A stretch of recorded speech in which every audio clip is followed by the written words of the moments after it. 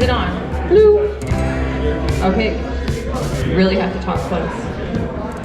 So welcome here, everybody. I'm Melanie. My name is Aaron. I don't know what's wrong with this thing. I don't know. You really have to commit to it. Okay. And today we're here to do a little presentation, and we chose to do it on garden journaling and the importance of having one versus not having one. All right, so we gave you all a little booklet, and we have the exact same one, but Melanie is blind, so yeah, she so can't read the small one. And if anybody has trouble reading it, they can scan this code here, and they can get the exactly same thing online. And you can just print it out. And print it out, or just use it on your phone as well. So, flip through. Yes. Why have a garden journal, right? Why have a garden journal?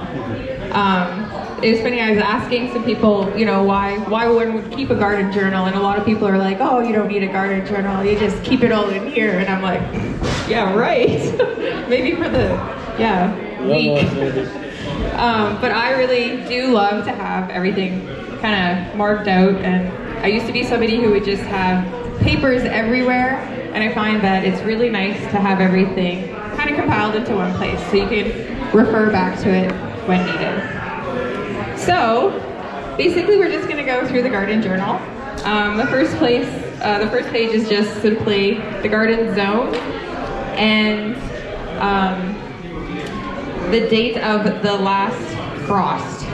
And that's very important to know for planting and such.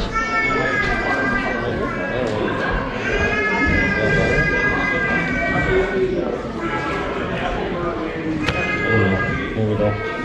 All right, so that's all right. The very first page you're going to see after your planting zone and last frost is going to be your garden plan right here. Yeah.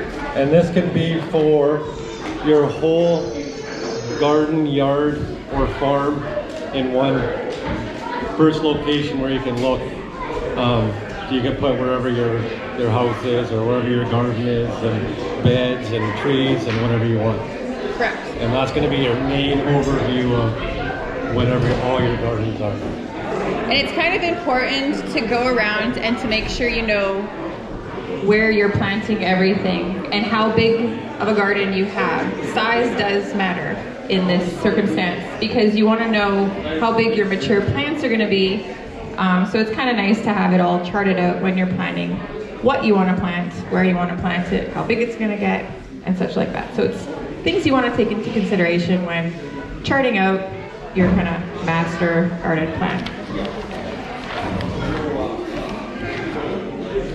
All right, so then the next thing we have here in our garden journal is a seed inventory.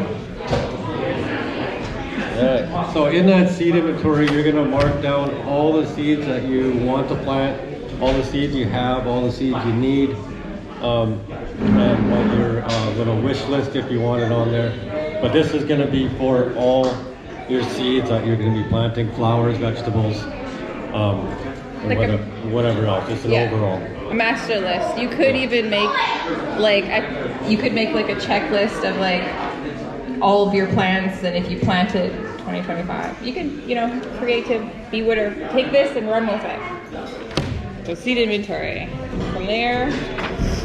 All right, next we move on to the seed orders. So now from here, you take on here and you mark down what it is, how many days to maturity, where you're getting it from, and how much it's going to cost you. And then you can add up and see what's going to be in your budget, what you can take out, what you can add to, and whatnot. And again, you can kind of take it and run with it. Yeah, you can add more categories, less, more details, less.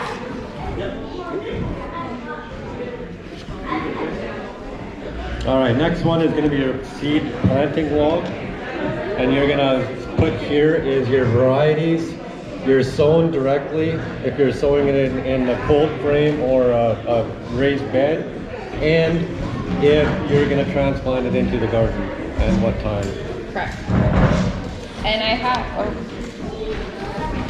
There's this one, and then there's a garden plot to put said plants on Yeah, it. and this is going to be not for the whole complete garden again, it's just going to be for specific beds that are pertaining, or you can put whatever you want, yeah.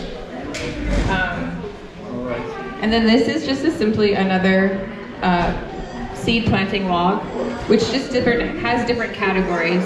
So again, you can take and use whichever you like. In this particular one, we have the variety of seed sown, whether the date that it was sown indoors, the date you would want to transplant it into a pot or like up it, your hardening off date, and then when you would want to transplant it out. So again, just a different way to chart how you're going to plant your seeds, if that's something that you wanted to chart.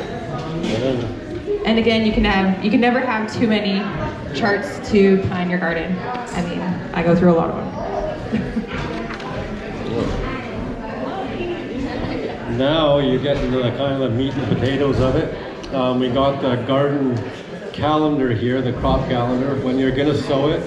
So this is going to be your before date, before last frost date, where you're going to sow your said seed, and then the date you plant it, and then the date you harvest it. And there's several pages here where you can do specific plants on each time, so you can be ahead of the frost, where you're not stuck planting it too late and not able to harvest it because you're going to run into frost before you can get there. This works well as like your master overall plan, because then you can take all of these sheets and kind of lay them out, and you'll be able to see when you're harvesting, when you're sowing. Like, it's nice to see. I kind of color coordinate it. Yeah. I don't know if we need. Can you guys hear us? Yeah, we need this. We can yeah. So there's a few pages of those. Oh, smashed something on there. And some chocolate. Oh, there we go. So next we have, we're hoping that all of us have a good vegetable harvest. So this is a vegetable harvest log. Again, these are just examples that we had thought of, but you can chart whatever you like. Here we have the variety of vegetable, the date that you harvest, the amount that you harvest, and then how many harvests you have of said variety. And again, you can chart more things, like how many poundage of vegetable or fruit that you have. You can add that. 2. That's another one. Oh, and we did add a few of those, a couple pages. All right. And then on to soil amendments. All right, so now your soil amendments is going to be any time you cultivate, anytime you add manure, anytime you add fertilizer, anything that you're trying to improve the bed or garden that you're trying to do. You're going to write it down here, where it is, and then what you did to it. And then you can even write on the side some notes of how, observations of how it's reacting to the fertilizer, or you have too much manure, you don't have enough manure. But it even chart when you work it even. And this could be a good place to use one of your garden plots. You could maybe chart out locations of like where you amended different things. Alright. Then we move to the fruit fertilizing tracker, and I apologize that fertilizing is spelled wrong. I'm not sure if it is on the smaller ones, but the bigger one it is kind of bothers me. Anywho, this is the fertilizer tracker. So basically you just want to keep track of what you feed your plants, whether it be synthetic, organic, something to make up. It's kind of nice to keep track. And this is basically a nice overview. We did make it like a yearly thing, but you can break it down to however often you fertilize. Basically, you just write down your plant or area, and then when you fertilize, and then what your fertilize would be up here. Again, it's nice to keep track of that sort of thing. And if you're using synthetic fertilizers, there is problems of over-fertilizing, so it's good to keep track that you're not doing it too much. Doing it not enough is not so severe on the plants, but doing it too much could kill your plants. So it's good to keep track of that. And then next, we just got a blank page you can keeping track of what everything's doing. And now we move on to the fruit orchard. Fruit orchard doesn't necessarily have to be. Yes. Doesn't necessarily have to be an orchard, but it's kind of nice to chart out maybe where you have some fruit trees or plants too. Yeah. Anything that's grapes, apples, chokecherry trees, and cranberry trees. All right, so you can chart all that out on here. So draw it out, and then this is very handy, or I find it handy, is a fruit log. Again, just keeping track of your harvest. And so it would be the variety of fruit or fruit tree or plants. It's kind of handy if you know when you planted it, because if you don't know, it's something that you just never will know. And then what do we have here? Pruning date is also a good one to keep track of, although it's pretty visible when you do need to prune. Insects, if you have any damage or notice anything that you have to mention here. And then I also included harvest.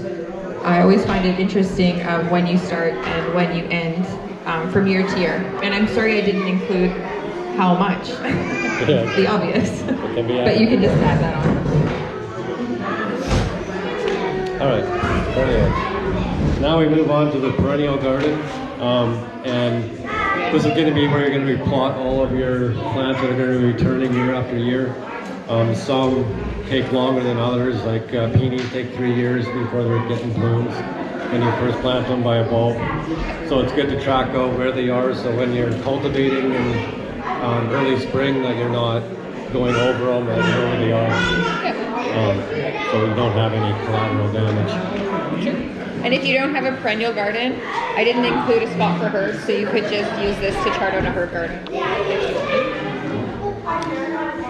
Now you have the perennial planting and division.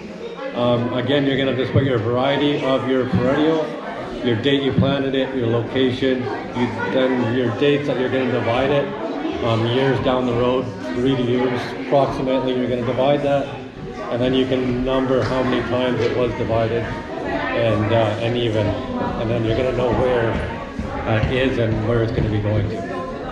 Okay. Because some perennials live a long time, so it's really interesting to see how much you can really get out of one perennial. So we're coming to the end of our garden journal journey. All right, seed saving. Yeah. The fun part of farming. Yeah, end it with seed saving. I'm not sure if you're doing it or not. It is fun, and it's very important to also keep track of what you're saving. Yes, it's very fun when next year you don't have to spend any money on seed, because last year you saved everything. Certain seeds, yeah. But you always have to buy, but it's always nice not having to buy seeds, because you bought a tomato last year, you planted it, and this year you got 1,000 seeds from it. So that is a great thing about saving seeds. So for this seed saving log, why that's so hard to say. Again, we have the variety, the date you stored it, the quantity that you stored it, and then the viability if you do a viability test of your seeds. All right, and we got 2 of those. Yeah, we have a couple. We're assuming you're going to save seeds. So that's all that we included in this journal, but it's kind of just a jumping off point. This morning I was thinking of other things that you could possibly have, and I'm not sure if you keep track of temperature or maybe different amounts of rainfall throughout the year, or when you have hoarfrost, or you could go off the deep end with that. Of what you want to track, you could just add it to the garden journal. Oh yeah, we've got all these things. So it should be said, yes, we did create this printable garden journal that you all feel free to visit our blog. I added the link so you can print it off. You can get this on electronically. Yeah, it shoots you to our blog where you can get the free printable. But to be honest, before we made like our series of garden journals, this is where we started from, with the good old notebook, and you can just make all the same charts and go wild with it and pretty it up, and it's all up to you. Another thing that we should mention too, is handy to have with all this charting thing, is a good old calendar. whether it be like a notebook one like this or just like a flip one, writing it actually on this calendar just helps. Tracking whatever you want to track. Or... Yeah, I noticed I didn't have a calendar in that, but yeah, so that's handy. And then, oh yeah, and then when you're growing seeds, I find good resources would be to like go on your seed, different variety, wherever you get your seeds, and oftentimes their websites will have good resources to how to grow things or tips and tricks. Yeah. That's it. Do you guys have any questions? I don't know, happy gardening. How do you do a seed viability test? A seed viability test? Well, what we do is we usually pick out like 100 seeds or 10 seeds and then put them in a damp paper towel or however you would germinate them regularly and germinate them, and then you count to see how many are viable, and then you would have like a percentage. Okay, so you take 100, you said? Usually, that makes it easy because then it's like an easy, like however you count it. Yeah, sometimes 10's not enough. You'd like 100 just makes it easy, yeah. Yeah, it gives you a really good guide of what it is. Like with our with wheat crops and grain crops. Well, even our, like flowers. too. Yeah, it's really nice to know ahead of time, so you're not like counting on a good. You're like But it's a fact of using 100 seeds for. True, depending on how many you say. That's right too. But that's how you do it anyway. Okay. So just on a damp paper towel. Yep, and then in a Ziploc give bag. it a couple weeks and just put it in a check pot. on it, make sure it's damp. Make sure it's damp. Yeah. Okay. Do you have this companion planting PDA that you have tasted, like if you plant tomatoes and onions, that type of thing? Yeah, I think that always works. Yeah, pretty much. We printed out a binder of everything that we planted, and. No, but she's saying like this goes with this and that goes with that. Oh, companion planting. Okay. Not necessarily. No, something not that we necessarily. follow like tried and true. Yeah. Yeah. There's always like different. Yeah. Yeah, not really. I know that there are guides, but we don't really, because we kind of rotate different things and interplant flowers with vegetables, and so it's kind of a different. We take in consideration things that really don't like each other, but other than that, things that grow better. Like we plant more for room, for space, than we do for companion. Now that I have a bit of time, I should research it and do up an article on the blog or something for you. But it is. Some people really do swear by it.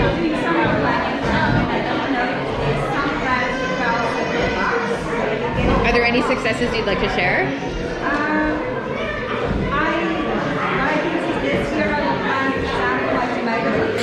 Yep.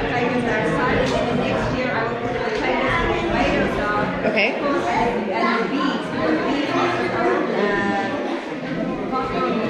Correct. So then that way, if you want something that you know that it's strawberries,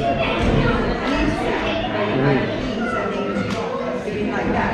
Yeah. Very interesting. Yeah. We just like rotate everything, but there is no rhyme or reason. I should pay more attention to. There isn't really. Probably companion that Yeah.